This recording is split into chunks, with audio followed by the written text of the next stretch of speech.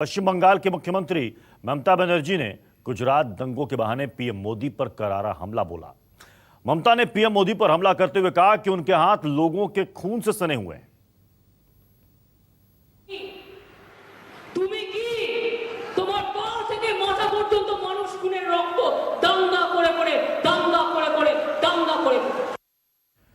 पश्चिम बंगाल में 5वें चरण का मतदान खत्म हो गया और फानी तूफान का कहर भी अब लगभग समाप्त हो चुका है, लेकिन मोदी और बंगाल की सीएम ममता बनर्जी के खिलाफ तूफानी शीत युद्ध अभी भी जारी है। सोमवार को पीएम मोदी दिल्ली से निकले, पहले ओडिशा गए। हवाई जहाज में बैठकर सीएम नवीन पटनायक के साथ नुकसान का जायजा लिया। नवीन पटनायक भी मोदी के खिलाफ राजनीति करते हैं, लेकिन उन्होंने सियासी शिष्टाचार दिखाया, लेकिन ममता ने ऐसा नहीं किया। बस फिर क्या था, मोदी और ममता के बीच जुबानी जंग शुरू हो गई। हमारे पश्चिम बंगाल की स्पीड ब्रेकर दीदी, ये स्पीड ब्रेकर दीदी ने इस चक्रवात पर भी राजनीति करने की भरपूर कोशिश की है। अभी नरेंद्र मोदी नहीं आ रहा है, अभी तो लगता है किसी में जाने भी डरता है, खाली बंगाल में ऑर्डर दुखी मारता है। अभी पहले नहीं आया, बाढ़ में नहीं आता है, दुख में नहीं आता है, कोई चीज में नहीं आता है। चुनाव का टाइम में बोलता है बंगाल से वोट चाहिए। हम बोला बंगाल से तुमको हम रसगुल्ला देगा। क्या रसगुल्ला देगा? ऐसा मिठाई नहीं देगा, हम मिट्टी से मिठाई बनाएगा और उसमें कापूर दे देगा। जैसे लड्डू में किशमिश और काजू बादाम देते हैं ना, वैसे मिट्टी में लड्डू है और उसमें कापूर लगेगा और पूरा दांत तोड़ देगा, पूरा ऐसा ऐसा मिठाई देगा।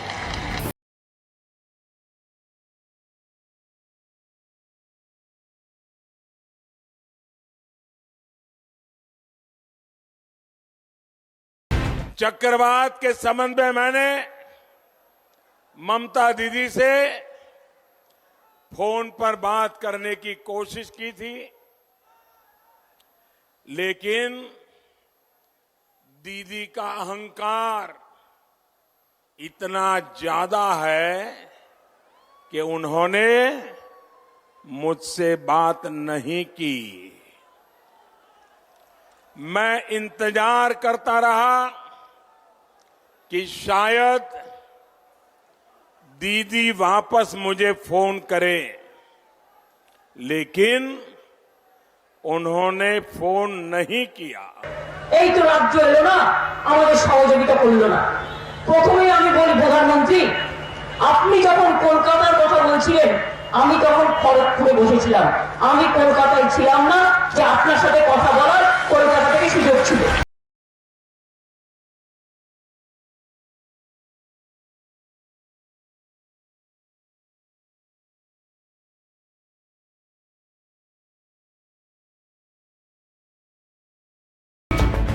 शायद डरती होगी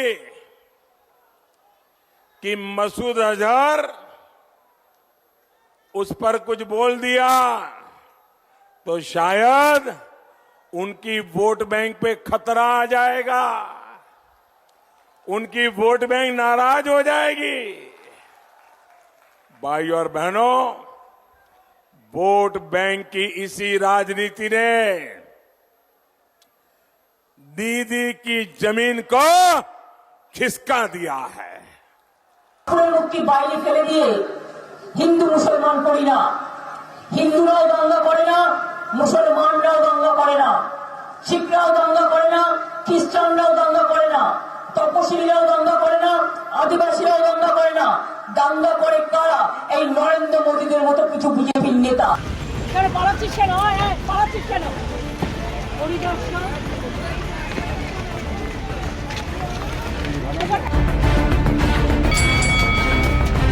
हालत तो ये है कि जय श्री राम कहने वालों को दीदी गिरफ्तार करवाकर जेल भेज रही है। साथियों, दीदी के इसी रवैये की वजह से पश्चिम बंगाल में लोगों को अपने हिसाब से पूजा पाठ करने में पूरी आजादी के साथ अपने व्रत, अपने पर्व, अपने त्योहार मना पाने में डगर डगर पर दिक्कत हो रही है। हम तो बात कर रहे हैं, हम लोग हिंदू नहीं है, हम लोग हिंदू नहीं है, हम माँ काली पूजा नहीं करते, हम दुर्गा पूजा नहीं करते, हम गणपति पूजा नहीं करते, हम जगन्नाथ पूजा नहीं करते, हम शिव पूजा नहीं करते, सब पूजा हम लोग करते। और बोलता है ममता जी आपको दुर्गा पूजा करने नहीं देता है। क्या माँ भाई बहन, दुर्गा पूजा नहीं होता है? दुर्गा पूजा नहीं होता है? क्या झूठा बात कहते हैं? झूठा है।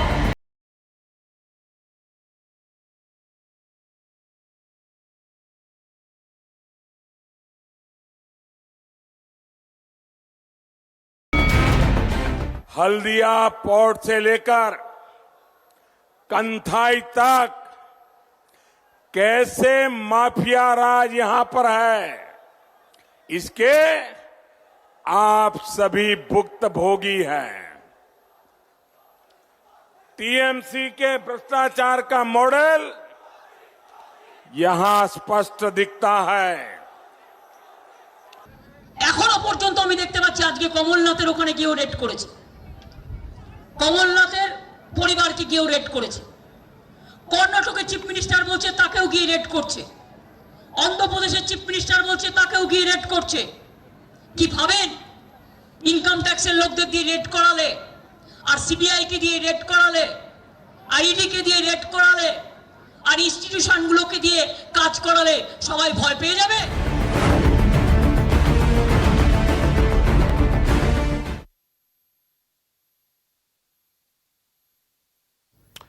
तो नरेंद्र मोदी ममता बनर्जी को तूफान से लेकर भ्रष्टाचार तक के मुद्दे पर घेरने की कोशिश कर रहे हैं, लेकिन पश्चिम बंगाल की मुख्यमंत्री ममता बनर्जी भी भला कहां मानने वाली हैं। उन्हें सियासत में दीदी का उपनाम यूं ही थोड़े मिला है। जैसे ही मोदी ममता पर हमलावर होते हैं, वैसे ही दीदी उन पर पलटवार करने में भी ज्यादा देर नहीं लगाती। मोदी की स्पीड ब्रेकर दीदी। दीदी का अहंकार इतना ज्यादा है कि उन्होंने मुझसे बात नहीं की। मोदी की अहंकारी दीदी। मैं पश्चिम बंगाल के लोगों के लिए चिंता में था, इसलिए ममता दीदी से बात करना चाहता था। वो यहां की मुख्यमंत्री है, लेकिन दीदी ने दूसरी बार भी मुझसे बात नहीं की। मोदी की कॉल कटर दीदी। स्पीड ब्रेकर दीदी के इसी रवैये की वजह से पश्चिम बंगाल के विकास पर ब्रेक लगा हुआ है।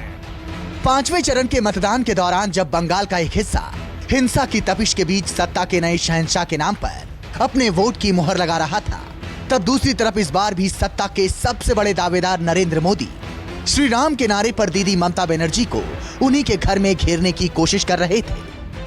हालात तो ये है कि जय श्री राम कहने वालों को दीदी गिरफ्तार करवाकर जेल भेज रही है। वो हिंदू धर्म का बात कर रहे हैं, हम लोग हिंदू नहीं है, हम लोग हिंदू नहीं है, हम माँ काली पूजा नहीं करते, हम दुर्गा पूजा नहीं करते, हम गणपति पूजा नहीं करते, हम जगन्नाथ पूजा नहीं करते, हम शिव पूजा नहीं करते, सब पूजा हम लोग करते। और बोलता है ममता जी आपको दुर्गा पूजा करने नहीं देता है। क्या माँ भाई बहन, दुर्गा पूजा नहीं होता है? दुर्गा पूजा नहीं होता है? क्या झूठा बात कहते हैं? झूठा है। अब आइए आपको बताते हैं कि मोदी और दीदी के बीच ये जुबानी जंग शुरू क्यों हुई। दरअसल पूरा मामला रविवार का है, जब चंद्रकोन की आराम बाग सीट पर ममता बनर्जी एक रैली करने जा रही थी। तभी रास्ते में कुछ लोगों ने जय श्री राम का नारा लगाया। ठीक है। नारा सुनते ही ममता ने सबसे पहले अपनी गाड़ी का शीशा नीचे किया और फिर कार रुकवाकर खुद सड़क पर उतर नारे लगाने वालों को ललकार लगाई। ममता का ये रूप देख नारा लगाने वाले रफू चक्कर हो लिए।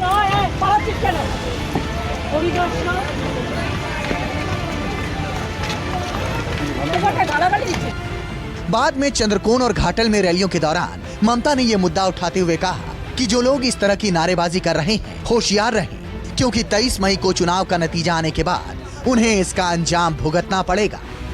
उनका गुस्सा यही नहीं रुका। ममता ने अपनी सभा में चौकीदार चोर है के नारे लगवा दिए। चौकीदार सबाई बोले चौकीदार क्या है भाई, चौकीदार क्या है? ওদি এখন চৌকিদার হয়েছে, চৌকিদারকে ভোট দেবেন আপনারা? চৌকিদার क्या है, चौकीदार क्या है, चौकीदार क्या है? बीजेपी मोदी और ममता के बीच सिर्फ जुबानी जंग ही नहीं छिड़ी, बल्कि दोनों के बीच का तूफान भी अपने चरम पर है। फानी तूफान तो थम गया, लेकिन तूफान के बाद मोदी और बंगाल की सीएम ममता बनर्जी के खिलाफ तूफानी शीत युद्ध चल रहा है। मोदी ने आज बंगाल के मंच से यह कहकर इस सियासी बवंडर को और भी बड़ा करने में कोई कोर कसर नहीं छोड़ी कि तूफान पीड़ितों की मदद के लिए प्रधानमंत्री के कॉल का दीदी ममता ने जवाब तक नहीं दिया। चक्रवात के संबंध में मैंने ममता दीदी से फोन पर बात करने की कोशिश की थी, लेकिन दीदी का अहंकार इतना ज्यादा है कि उन्होंने मुझसे बात नहीं की। এই তো রাজ্য এলো না, আমাদের সহযোগিতা করলো না। প্রথমেই আমি বলি প্রধানমন্ত্রী, আপনি যখন কলকাতার কথা বলছিলেন আমি তখন খড়গপুরে বসেছিলাম, আমি কলকাতায় ছিলাম না যে আপনার সাথে কথা বলার কলকাতা থেকে সুযোগ ছিল। चुनाव से पहले तूफान से लेकर जय श्री राम तक के मुद्दे पर वोट मांगने की कोशिश हो रही है।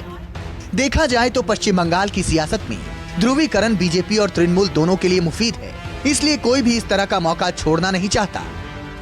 जय श्री राम पर बंगाल में मचे संग्राम का फायदा बीजेपी को होगा या ध्रुवीकरण की धार से ममता की नैया पार लगेगी, ये 23 मई को ही पता लगेगा। अमरदेव, कोलकाता, न्यूज़ 24। একটা সরকার চৌকিদার সবাই